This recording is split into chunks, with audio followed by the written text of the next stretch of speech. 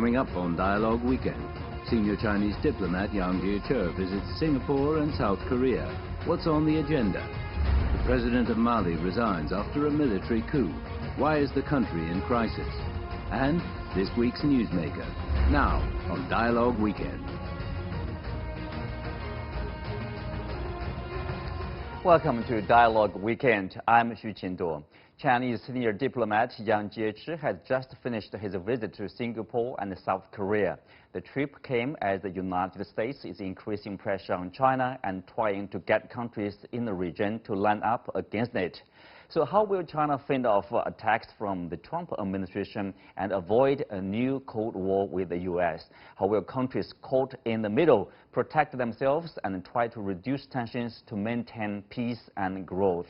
For that, we have He Wenping, Senior Research Fellow with the Chinese Academy of Social Sciences, and we also speak to Professor Yongzhong Lim from the Division of International Studies at Gongju National University in South Korea. So welcome to our show.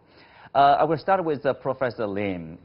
So the senior diplomat Yang Jiechi just finished the talks with his officials from South Korea, and he spoke highly of the cooperation between the two countries, including trade relationship and also cooperation over coronavirus, the handling of the virus. So what do you make of this trip? Basically the trip, first trip is like after the coronavirus, first trip out of China by Yang Jiechi here. Yes, in a good way, majority of Korean people are pretty surprised because, as you just mentioned, the senior diplomat, one of the top leaders of China, who is again in charge of Chinese foreign policy, he visited, of course it was not Seoul, but still Busan, and then amid corona pandemic and outbreak here in this country too. So in that sense, we are again nicely surprised, and I think many of us were very excited to watch the result outcome of this conversation again between Mr. Yang and Mr. Seung, who's the National Security Advisor, newly appointed National Security Advisor. As you just mentioned, it looks like even though we don't have really detailed information about the visit or the dialogue, but so far it looks like the two leaders were really seriously engaged in the conversation over the economic issue, including RCEP, for example, another like economic partnership between China and then South Korea and China, which is very understandable from my own perspective, because Corona, of course, that's the serious issue. North Korea's nuclear program, it's another serious issue, but economic difficulty of South Korea, of China is really serious this year. So again, in that sense, I was pretty interested in watching the conversations between the two leaders. Mm-hmm. Well, Professor Lim, corrected myself a little bit, not really the first overseas visit by Yang Jiechi, but the first probably to South Korea. But anyway, the purpose of containing the virus is really to returning to the normal situation, say free trade, continue to trade between the two nations. How important it is in terms of this bilateral trade between South Korea and China? You mean the coronavirus, right? I mean the efforts to normalize, to get back to the normalization of trade between the two countries. And also remember, these two countries are all for free trade and multilateral cooperation. It's true, that's very true. And comparatively speaking, China and Singapore and South Korea have, I think, done good jobs with fighting against the corona pandemic. But the thing is, globally, the situation is not really that in a good position. And even though we are doing well and we are fighting well, but still the rest of the world is really suffering. So I truly hope it can be ended as early as possible. But I think the cooperation to fight against the corona, it's just beyond the bilateral cooperation. But that does not mean that, again, the bilateral cooperations between China and South Korea is not that important. Both important, again, bilateral and the global efforts to fight against the corona pandemic. Well, in the studio, Wenping, at the beginning of the crisis here in China, we received the support from South Korea, both from the government level and also from the people-to-people level. So, of course, the Chinese people are very grateful to the support from South Korea. And both countries are doing very well in terms of containing the virus. And they're trying hard to get back to the normal trade between the two countries and also people-to-people exchange. Brief us, tell us how important and how do you see this relationship in this region between China and South Korea? Yeah, we are neighbors. Especially, you mentioned during the early time when China was fighting the COVID-19 and South Korea offered us a lot of help. I'm very, impressed about the slogan, just a hand outside of the South Korea Beijing embassy, saying, your difficulty is our difficulty. You see, it's like very one touching. Family, right? Yeah, like a family. So you see, our trade relation and mutual investment between the two countries are very profound. So given this corona, virus, because this virus has stopped a lot of things, like people-to-people relation and also some mutual investment. Those things have been becoming a suspension there. But now, as my colleague just mentioned, because we are not saying the over, all this pandemic is over, not over. You cannot say completely over, but dramatically controlled. That's also the fact. That's why, like Yang Jiechi now can go all over to Singapore, to South Korea, to have this face-to-face talk. Yeah, can you imagine during the past several months, even no such kind of face-to-face, all the video talk, you see cloud meeting like that. So face-to-face talk is very important. Of course, compared with those cloud meeting, yeah, it can be talking something, in depth. So one thing shows now we are controlling this pandemic, and then we also need to bring our trade and the investment, all the economic, this connection with each other now back on the track. I still remember, even as early as May, many, maybe 100 more, the South Koreans, they are working in Tianjin. Yeah, it's nearby Beijing, another big city. Now they have already back. Yeah, given those called faster name, those special arrangement by those flights. So they have already back to their work in Tianjin, because in Tianjin there is a big zone, industrial zone, those South Korean, those engineers, they are working there. So they're back already. I think maybe Chinese also back to South Korea to, go back to the previous position. So those even persons not back to their job. So how can we just delay others? So we have to back all those things on track, like trade and the investment, because the things have been in control already.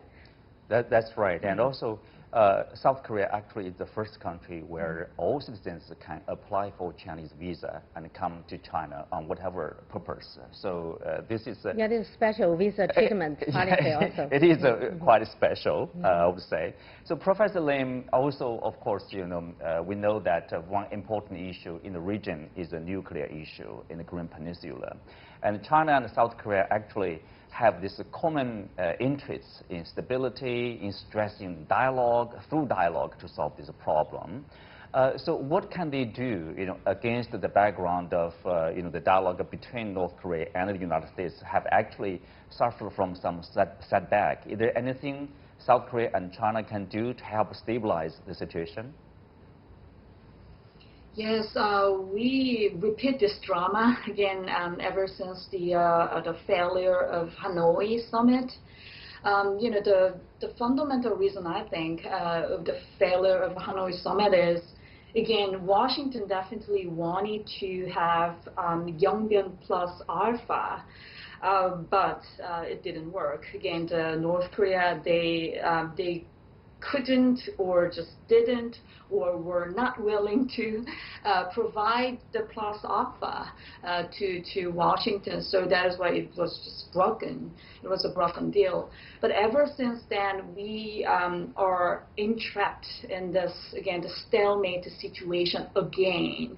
As long as Pyongyang's, Washington's positions, the gap between the two is still there, it's really difficult to mediate the two. But still, I do think South Korea definitely should keep working on mediate between the two different perspectives.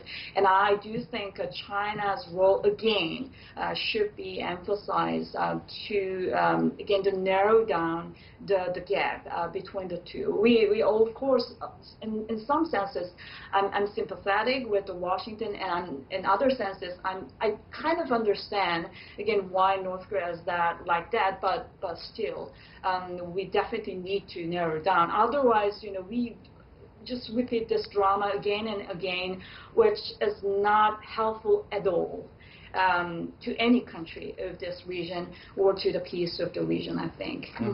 Well, speak of the relationship a bit larger than the bilateral ties here, and also you have the United States, of course. If you look at the background, the U.S. is applying pressure on China on multi fronts. And there's a concern that the U.S. is trying to build a coalition against China. And South Korea is one of the allies of the United States. Is there any pressure from the U.S. To on the Seoul to make a choice to choose sides? Well, here in this country, there are different opinions about that. Because U.S. is so-called free and open Indo-Pacific. They used to call it strategy, but these days they changed the naming and they call it vision. And they say, again, the FOIP, free and open Indo-Pacific vision, is open to anybody, right? Even to China or to any country, as long as they want to join. So it looks like a very open, liberal approach, but I do understand it can be interpreted by some Chinese colleagues, as a kind of aggressive, offensive approach, again, the vis-a-vis China. I do understand both sides. But from South Korea's point of view, again, we definitely don't want to have that kind of situation. Again, which one, China or U.S.? That's the worst scenario for us, because we economically, socially, culturally, politically, we have such a good partnership with China. But at the same time, again, some of us or many of us are really concerned about our security survival issue. So definitely, again, I hope U.S.-China relationship can be improved. But we'll see. After the election, probably things can be, and hopefully things can be changed.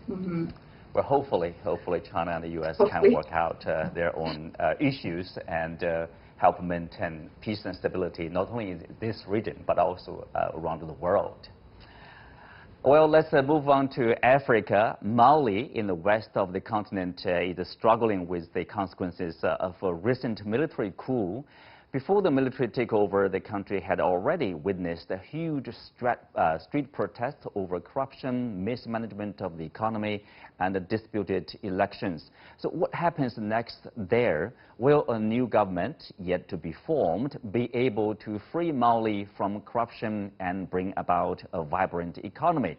To learn more about that, we are joined again by He Wenping, Senior Research Fellow with the Chinese Academy of Social Sciences, and Deji Badamas, our CGTN correspondent in Nigeria, will also join us from Lagos. So Baji, welcome again, Wenping. So tell us, what is the purpose of the military coup, of the coup leaders? What do they want to achieve? Just a new government? Deji, are you there? Oh, Wenping. Okay. Okay.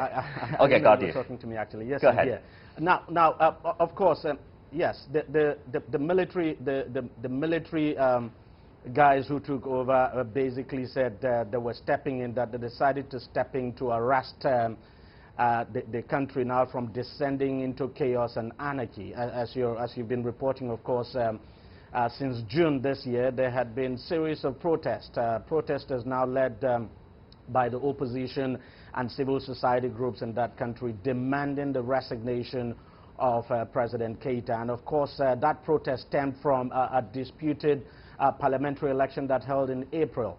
Now the opposition felt that election was rigged against them, and it was rigged in favor of President Keita's party, and so that was when the whole thing started. That's the immediate cause of the crisis now. But beyond the parliamentary election, of course, we know there are issues of corruption, insecurity, and the inability of the government to actually have a total grasp of the security situation in that country.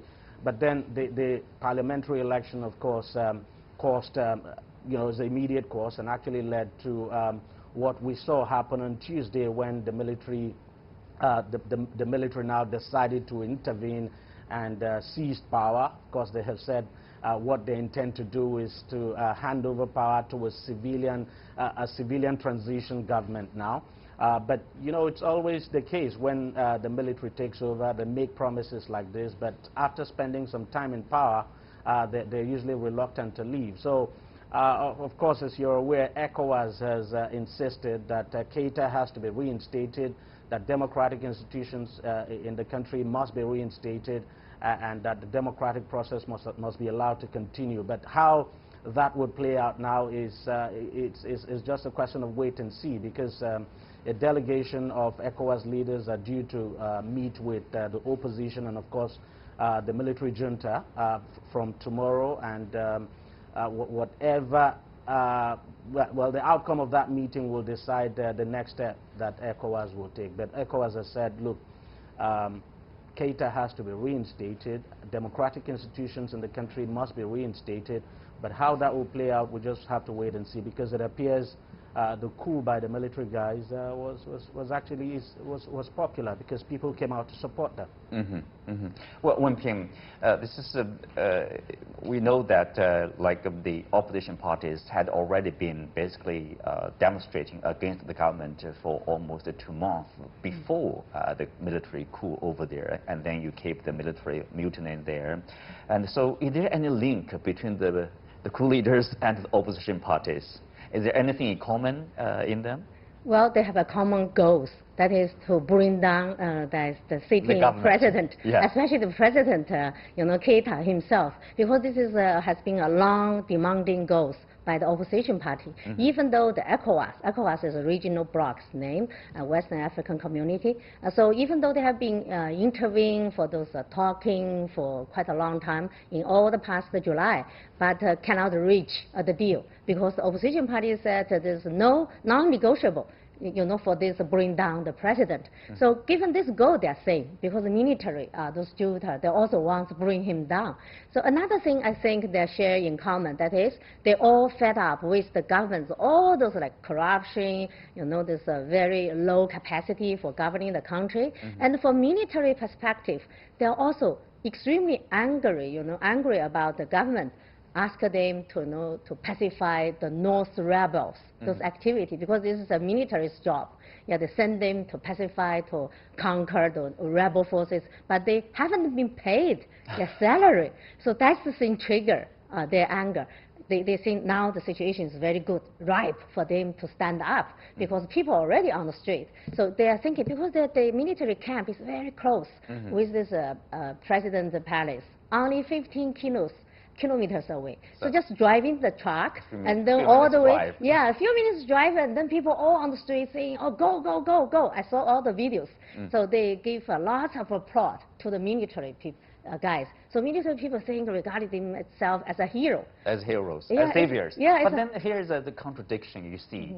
This is not the first time you have a military coup, right? They, present themselves or looked like the savior of the country. But can they save the country? If they are that popular, why there's a condemnation from this international organization, including ECOWAS, including African Union, etc.?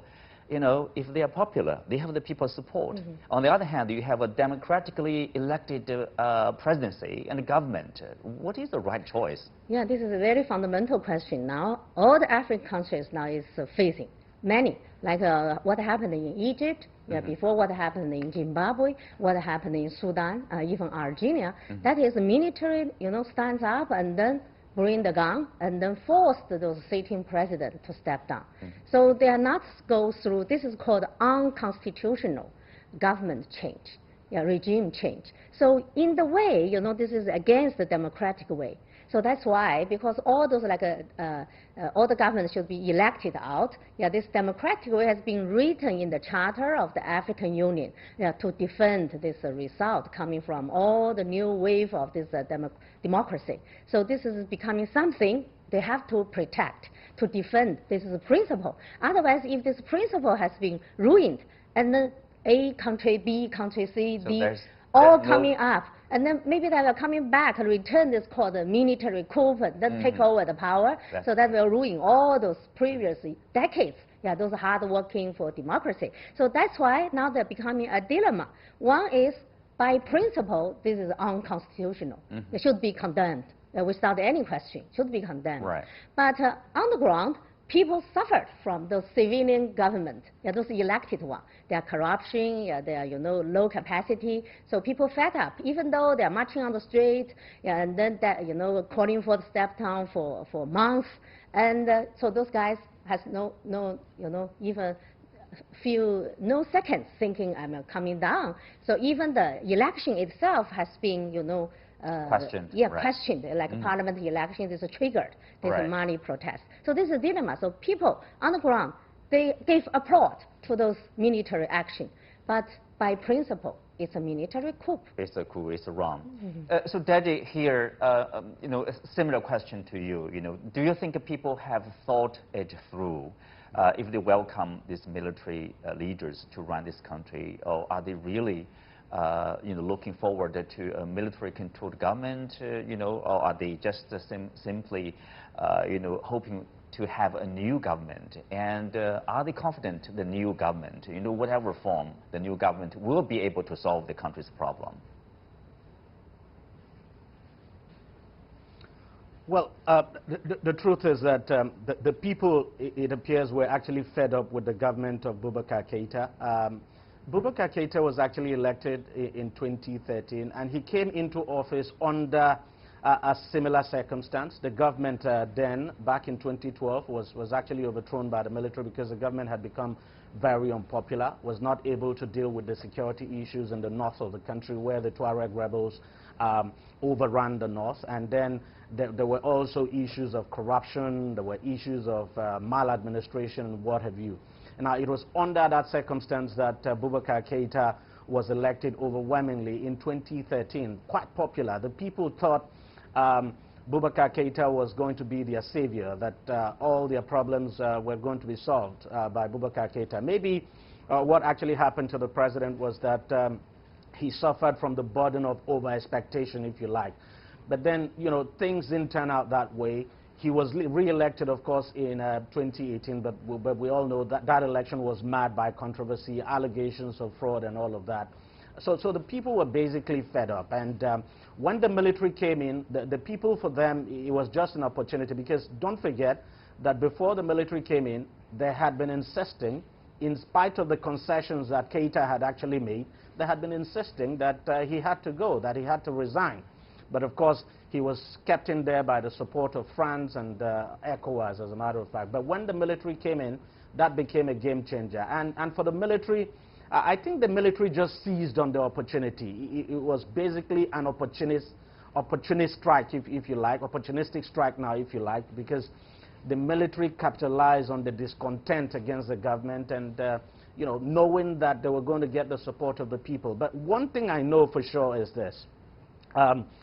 The people would not want the military to stay on. That is for sure. The opposition, for instance, would not want the military to stay on because they know that the military cannot run that country. Even the military itself is a very weak institution in that country, quite weak. So they know the military cannot run the institution. They know that, look, a civilian government has to come in at some point, and very quickly too. But the issue is this, and you asked a very fundamental question. Would another government be able to solve the problem of the country? Well, that's a very difficult call to make because, Keïta disappointed. Would another government perform? It would depend. The truth is that Mali's problems actually go beyond it goes beyond the government. It also has to do with the people themselves. Thank you. Obviously, the problem is not easy to resolve. We will be waiting and see how will the new government be formed and how will they perform their work. Thank you. So let's leave it there for now and take a look at this week's Newsmaker.